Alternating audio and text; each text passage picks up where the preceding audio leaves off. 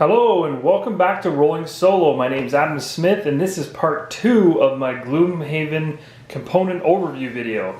And in between the first video and the second video, so this being the second, if you haven't checked out the first, there's the videos on my channel, so just go take a look at my main page and you'll be able to find it if you haven't watched that through yet, because I'm going to be picking up where I left off in that video and don't want to confuse you.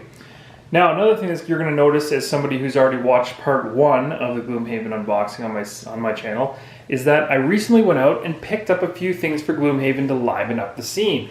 So what you can see here is, instead of it just being a basic dungeon, all these brown plastic pieces, like this bookshelf for instance, these little tables, this weapon rack over here in the corner, they're all unpainted. They all come with a game called Dungeon Saga. And this is not a plug, by the way, for the game, because I actually don't even own the game.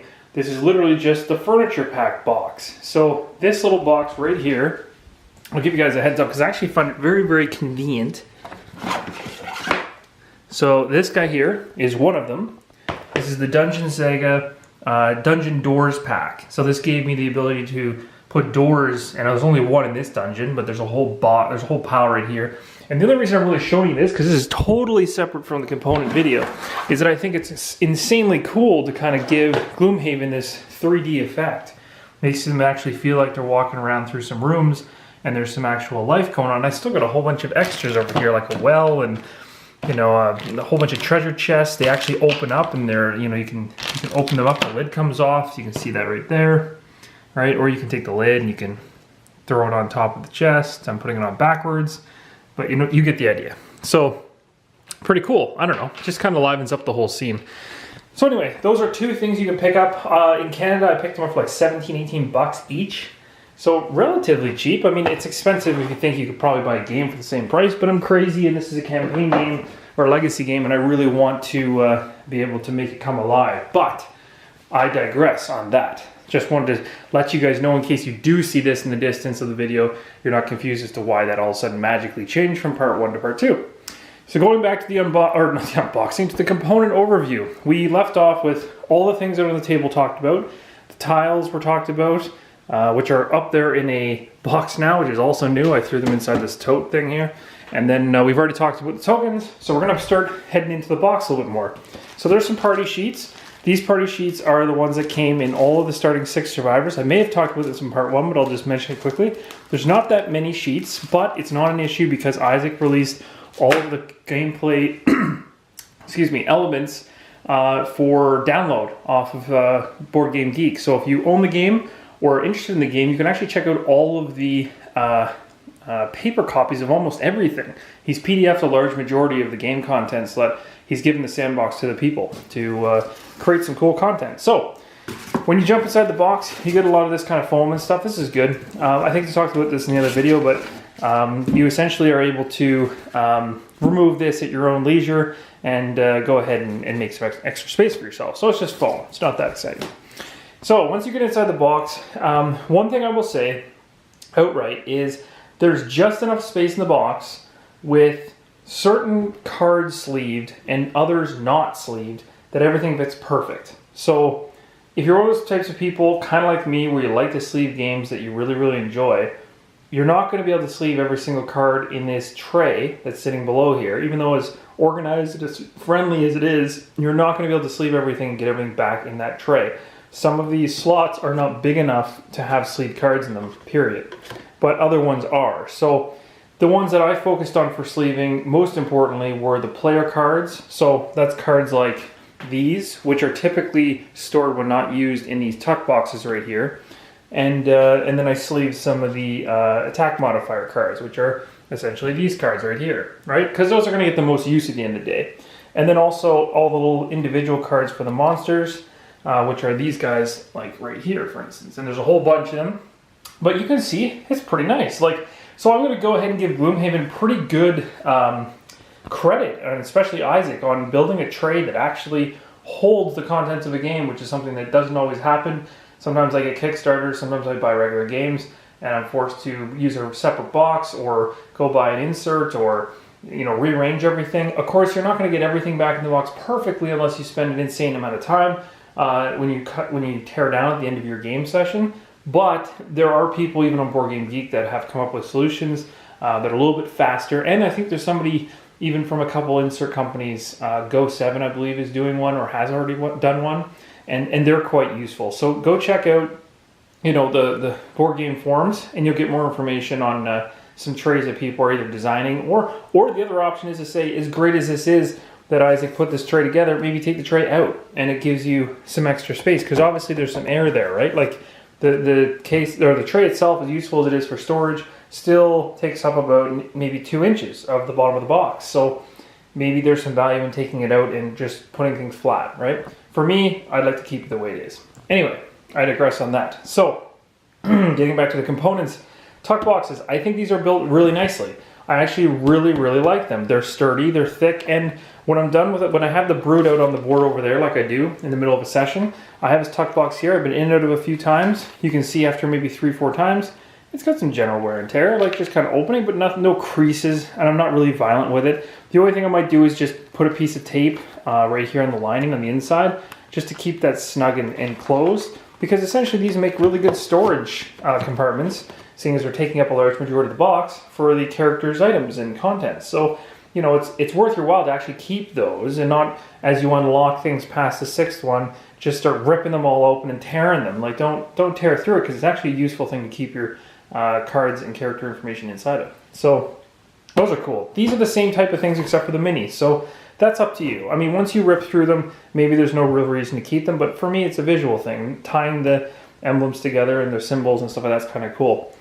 In terms of cards, the mini cards anyway, these are pretty standard. So this is like, here's a standard card, like a crystal of some type. The feel of them is I would say it's a little bit on the thinner side, a little bit, I don't know. It's hard to say. I don't really have any complaints about it. The colors are really vibrant, and there's no real issues with the artwork. The artwork's great. But again, I'm a sleever, so most times the card doesn't really matter to me all that much, because once you put it in a sleeve, it gives you that bulk, gives you that really nice feel to it. So I don't really have much to say on the card side of things in terms of a negative comment. Cardboard is cardboard, unless of course it's printed cheaply, and this game, I can assure you, is not printed cheaply. Like for this, for instance, like you can see the colors are very vibrant and stuff like that and come off nicely. So again, like it's very well done that way. So huge props on the inside of this box for his tray design. Although I'm sure there are some people that would sit there and say, well, if I was going to design it, I would have moved things differently and I would have done things differently. But you know what? It's his first print of this game. There will be a second print. I don't think he's going to get too excited enough to make too many drastic changes, because there's a lot of people that still need to get their hands on the game. But I do think that at some point, seeing a second edition of this game is well within the realm of possibility, especially with the amount of popularity and the backing it has. Why not, right? Like the guy's got it. He's got something special here, so he might as well run with it. So in terms of the tray and in terms of the boxes and stuff like that, I'm gonna go ahead and give these like a solid recommendation. That not recommendation, but just a solid. And I don't do scoring or anything, but at the end of the day, it's a 10 essentially. Like I don't have any complaints in terms of the tray storage issue. I can get everything back here. I may over time start rearranging things a little differently and see where that takes me. But as of right now, I think I'm pretty happy with things. So that's essentially it. I don't think there's anything hiding in here that I'm not talking about. Obviously inside of here, you've got a lot of what's already laid out here. So inside of those boxes, you're going to have your player board, you're going to have your tokens, and you're going to have your specific attack cards. Now there's obviously more attack cards per level in those boxes, but when I've already talked about them, they're all the same. So I think that the biggest things, the summary in terms of what I actually think they should do to increase, or even on the second revision to look into changing, my biggest things, just to recap, would be number one, on the player board, where these little wooden tokens go for the XP in the HP, sorry, for hit points. I just don't think it was implemented as nicely as it could have been, and I think they should go back. I really like the player boards. I don't want them to change. I like the size, I like the colors, I like the look and feel of it. I just think that they need to find a better way to do the sliding motion on these things. Maybe take a page from Simon's book in terms of the plastic tray maybe that allows you to have a plastic tracker that ticks along, but maybe points, so you almost take, my suggestion honestly would be take a cut right here, you cut that right there, you take this whole bottom line straight off, and you build yourself a plastic tray that this player board sits inside of, and you take yourself a little, almost like one of those Zombicide or Black Plague is a good example, where you have one of those little sliders for XP along the bottom, and you just move it as you need it. And it would be perfect, because then you're not making an XP tracker that's based on, each character, which is different. Like this one, for instance, has different numbers set up than, say, the Scoundrel, for instance. Its number setup's a little different. So, building it into the player board I don't think is the smartest choice on his count if he was to fix it. I think building a tray would be much wiser. 4 plastic trays, boom, done. So, and honestly, with the amount of foam that's in the game, when you think of the foam he's got there, he probably could actually get away with getting those 4 trays in there somehow, inside the retail box. So that would be my suggestion. I'm sure other people have better ones, or maybe something similar to that, or maybe some variation of it, but that would be my suggestion. So that's my first kind of knock against the game. And then the second one was just the stands. Again, like the stands, I think, I really have I've fallen more towards the side of Fantasy Flight in terms of their clear stands.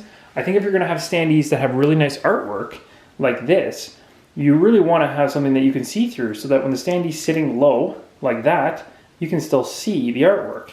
I think these white and gold are a little silly. I get the idea behind it of a regular monster versus an elite, but I think he should have done maybe a tinted clear stand instead of the solid, colored stands. But again, just my own personal gripe on that. And again, it also just doesn't jive with the board as well. It kind of stands out, it does stick out pretty badly, actually. Of how vibrant the color is and stuff like that, especially being yellow. It should have been like a foggier, tinted gold clear stand instead, or something like that. But again, that's changeable, and most people that are into board games have standees from other games, or I could even take Fantasy Flight standees and use those, or not standees, I keep saying that, stands. So just so you know, if I've screwed up saying standees when I'm talking about the stands, I've done that a few times, so take that with a grain of salt, because I might be messing up my words. But I honestly think that's pretty much it for the component overview. For the most part, that's pretty much it. Again, just to go over quickly the little things, like going ahead and printing a map so that you can avoid the legacy aspect of using the actual board that comes in the game. It's a nice to have, right? Same thing as going ahead and picking up a bunch of random furniture to throw down, but the furniture actually does match the scenario. So it's not like I'm just putting the furniture in there for fun. Like, you can look at the scenario for Black Barrow, and it's like, okay, there's 2 tables there, and a table there, there's 2 spaces, table, 2 spaces. You got a bunch of barrels and chests over here. So I just kind of went, well, I'll just be creative, throw a bunch of barrels and chests. There's my 2 tables that take up exactly 2 spots. I threw a book on it. It's got a door. We got ourselves a potion library kind of shelf over there. I think it's just a regular shelf, actually, and this is more like a bookshelf. So, and again, there's all kinds of other pieces that you get with that furniture from Dungeon Saga, and you get an altar, you get a well, you get this little thing to hold the book on if you want. You get a sarcophagus, if I'm even saying, that's probably not how you pronounce it, but essentially a tomb where a mummy would pop out of. A bunch of treasure chests, a whole bunch of doors, probably more doors than you need in this game. And I went ahead and picked up some rats because I wanted to, the game allows you to summon creatures, and I wanted to actually have some real, and that's something else about the game that maybe is a knock, is that you can summon creatures in this game, but he only has tokens that are generic for them. It's kind of cool to actually have a legitimate miniature for them, but I understand not including that in the retail version because, or any version he ever does, because the cost of that would be outrageous unless he teamed up with maybe somebody who's really into minis, which is a possibility. You may end up doing that at some point.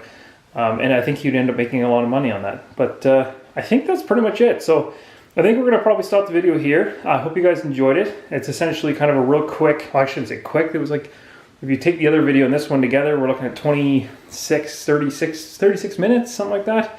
So it's not really quick, but I hope gave you guys enough of a look at the game that if you've never seen it before, this is your first time ever taking a look at the game, that you're now at least excited and kind of go, okay, this could be worth $100+ of my money.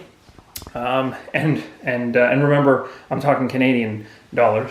I don't know what it is in the States to purchase this at this point, but it's very hard to find, I'll say that. But Gloomhaven is a very, very, very good game, and I haven't played many scenarios in, so I have to take that with a grain of salt, because this is not a review video. I'm not giving you a score as to what I think the game actually is.